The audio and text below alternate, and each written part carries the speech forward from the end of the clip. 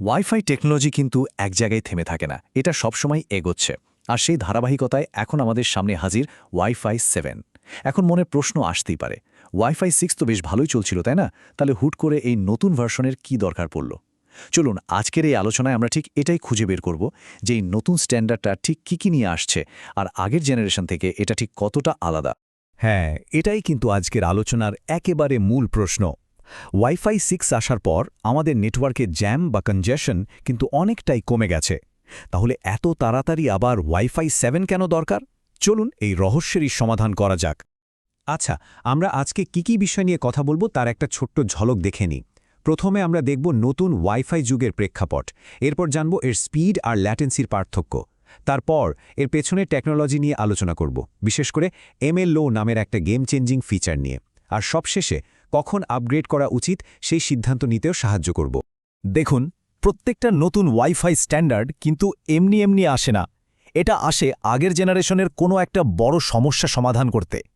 যেমন ধরুন, ওয়াইফাই 6 এসেছিল নেটওয়ার্কের ভিড় বা কনজেশন সামলাতে, আর ওয়াইফাই 7 এটা এসেছে স্পিডের নতুন এক দরজা খুলে দিতে। এখানে মূল পার্থক্যটা কিন্তু এদের ফিলোসফিতে। ওয়াইফাই 6 এর ফোকাস ছিল এফিসিয়েন্সি বা কার্যকারিতা, মানে যখন বাড়িতে অনেকগুলো device, phone, laptop, smart light একসাথে চলে তখন যে জ্যামটা হয় সেটা সামলানো। এটাকে ভাবতে পারেন রাস্তার ট্রাফিক ম্যানেজমেন্ট ভালো করার মতো। অন্যদিকে ওয়াইফাই 7 এর ফোকাস হলো র স্পিড আর জিরো লেটেন্সি, মানে এটা ডেটার পরিমাণ নয়, ডেটার তীব্রতা সামলানোর জন্য তৈরি। যেমন ধরুন 8K স্ট্রিমিং বা VR গেমিংয়ের মতো ভারী কালের জন্য। সোজা কথায় ওয়াইফাই 7 একটা নতুন চওড়া সুপার হাইওয়ে তৈরি করার মতো। আচ্ছা, এবার আসা যাক সবথেকে আকর্ষণীয় অংশে, স্পিড আর পারফরম্যান্স। ওয়াইফাই 7 ঠিক কতটা দ্রুত, আর এর উন্নতিগুলোই বা কী? স্ক্রিনের এই চার্টটার দিকে একবার দেখুন। ওয়াইফাই 6 বা 6E এর সর্বোচ্চ থিওরিটিক্যাল স্পিড ছিল 9.6 GBps এর কাছাকাছি, যেটা নিজেই কিন্তু অনেক ফাস্ট। কিন্তু ওয়াইফাই 7 এটা সেই স্পিডকে প্রায় 46 GBps পর্যন্ত নিয়ে যেতে পারে। ভাবা যায়? এটা শুধু একটা বড় লাফ না, এটা একটা বিশাল, মানে দৈত্যাকার লাফ। সাধারণ ব্যবহার তো বটেই, অনেক প্রফেশনাল কাজের জন্য এটা নতুন দরজা খুলে দিচ্ছে। হ্যাঁ, সংখ্যাটা একদম ঠিক দেখছেন। থিওরিটিক্যালি ওয়াইফাই 7 আগের জেনারেশনে থেকে প্রায় 4.8 গুণ বেশি স্পিড দিতে পারে। এই একটা সংখ্যাই কিন্তু যথেষ্ট এটা বোঝানোর জন্য যে পারফরম্যান্সের দিক থেকে আমরা ঠিক কতটা এগিয়ে যাচ্ছি। তবে ব্যাপারটা কিন্তু শুধু কাঁচা স্পিডের না, ল্যাটেন্সি মানে রেসপন্স টাইম, এটাও কিন্তু এখানে একটা বিরাট ফ্যাক্টর। ধরুন অনলাইন গেমিং বা একটা জরুরি ভিডিও কলে ডেটা যদি এক মুহূর্ত দেরিতে পৌঁছায়, তাহলে কিন্তু পুরো এক্সপিরিয়েন্সটাই খারাপ হয়ে যায়। ওয়াইফাই 7 এর টেকনোলজি এই কানেকশনকে অনেক বেশি স্টেবল আর রেসপন্সিভ করে তোলে। সোজা কথায় ল্যাগ প্রায় থাকবেই না। চলুন এবার একটু টেকনিক্যাল দিকে যাওয়া যাক, দেখি ঠিক কোন প্রযুক্তিগুলো ওয়াইফাই 7কে এতটা পাওয়ারফুল করে তুলেছে। প্রথমেই আসি চ্যানেল উইডথের কথায়। এটাকে সহজভাবে একটা হাইওয়ে লেনের মতো ভাবতে পারেন। রাস্তায় যত বেশি লেন থাকবে তত বেশি গাড়ি একসাথে যেতে পারবে, তাই না? ঠিক সেভাবেই ওয়াইফাই চ্যানেল যত চওড়া হবে তত বেশি ডেটা একবারে পাঠানো যাবে।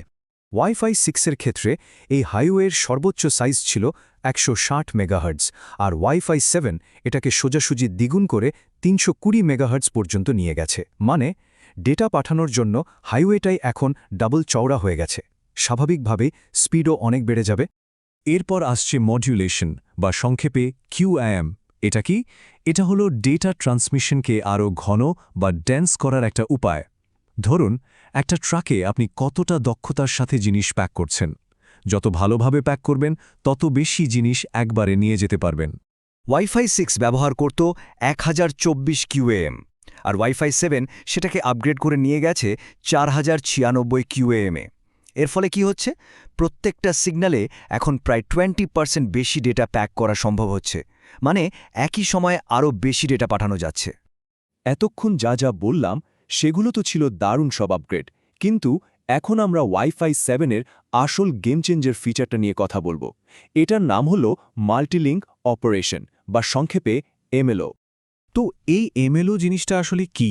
খুব সহজ করে বললে ভাবুন আপনার গাড়িটা জ্যাম এড়ানোর জন্য একসাথে 3টে আলাদা হাইওয়ে ব্যবহার করতে পারে। যখন যে হাইওয়ে ফাঁকা তখন সেটা দিয়ে চলে যাচ্ছে। MLO ঠিক এটাই করে। এর মাধ্যমে আপনার ফোন বা ল্যাপটপ একই সাথে 2.4 গিগাহার্টজ, 5 গিগাহার্টজ, এমনকি 6 গিগাহার্টজ ব্যান্ডের সাথেও কানেক্টেড থাকতে পারে, আর ডেটা পাঠানোর জন্য সবসময় সবথেকে ফাঁকা আর ফাস্ট রাস্তাটা বেছে নেয়। আর এর ফলাফল অবিশ্বাস্য। এমএলও ব্যবহারের ফলে ল্যাটেন্সি ৮০% পর্যন্ত কমে আসতে পারে, আর ডেটা থ্রুপুট মানে ডেটা পাঠানোর ক্ষমতা ৩০০% পর্যন্ত বাড়তে পারে। এর মানে হলো কানেকশন ড্রপ হওয়ার বা স্লো হয়ে যাওয়ার সম্ভাবনা প্রায় থাকবেই না। নেটওয়ার্ক নিজে থেকেই সবসময় সেরা রাস্তাটা খুঁজে নেবে। আর সবথেকে মজার ব্যাপার কি জানেন? এই অসাধারণ পাওয়ারফুল টেকনোলজিটা ব্যবহার করার জন্য কিন্তু কোনো কিছুই করতে হবে না। ডিভাইস আর রাউটার নিজে থেকেই ব্যাকগ্রাউন্ডে সবকিছু ম্যানেজ করে নেয়। পুরো ব্যাপারটা ঘটে একদম অটোম্যাটিক্যালি, যা ব্যবহারের অভিজ্ঞতাকে করে তোলে একদম স্মুথ। তো এত কিছু জানার পর আসল প্রশ্নে ফেরা যাক, এখনই কি একটা ওয়াইফাই 7 রাউটার কিনে ফেলা উচিত? চলুন এই সিদ্ধান্তটা নিতে কয়েকটা বিষয় একটু ভেবে দেখা যাক। প্রথমে বলি কাদের এখনই আপগ্রেড করার দরকার নেই। দেখুন, যদি আপনার ইন্টারনেট প্ল্যান 1 Gbps এর কম হয় তাহলে স্পিডের কোনো পার্থক্যই বুঝবেন না। দ্বিতীয়ত, আপনার ডিভাইস যেমন ফোন বা ল্যাপটপ যদি ওয়াইফাই 7 সাপোর্টই না করে তাহলে নতুন রাউটার কিনে কোনো লাভ হবে না। বাজেটও একটা বড় বিষয়, কারণ ওয়াইফাই 7 রাউটারগুলো এখনও বেশ দামি।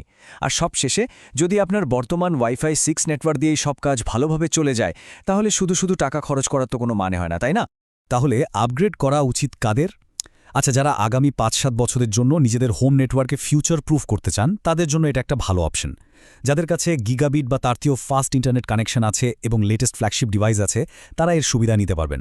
বিশেষ করে যারা লোকাল নেটওয়ার্কে, ধরুন ন্যাস সার্ভারে বিশাল সাইজের ফাইল ট্রান্সফার করেন, অথবা যারা VR গেমিং বা 8K স্ট্রিমিংয়ের জন্য একদমই ল্যাগ ছাড়া কানেকশন চান, তারা ওয়াইফাই 7 এর আসল ক্ষমতাটা উপভোগ করতে পারবেন। তাহলে শেষ কথা কি দাঁড়ালো? দেখুন, আজকের দিনে ৯৫% ব্যবহারকারীর জন্যই একটা ভালো মানের ওয়াইফাই 6 রাউটারই সেরা ভ্যালু ফর মানি। ওয়াইফাই 7 নিঃসন্দেহে ভবিষ্যতে টেকনোলজি, কিন্তু সত্যি কথা হলো সেই ভবিষ্যৎ এখনও সবার জন্য এসে পৌঁছায়নি। আসলে ওয়াইফাই 7 শুধু ফাস্ট ইন্টারনেট নয়, এটা ভবিষ্যতের নতুন সব প্রযুক্তির জন্য একটা দরজা খুলে দিচ্ছে। Augmented reality, cloud gaming, ultra high definition streaming, এই সব কিছুর আসল পোটেনশিয়াল এখন আনলক হবে। এখন প্রশ্ন হলো, কানেক্টিভিটির এই নেক্সট জেনারেশনকে কাজে লাগিয়ে ভবিষ্যতে আমরা আর কি দারুণ জিনিস দেখব।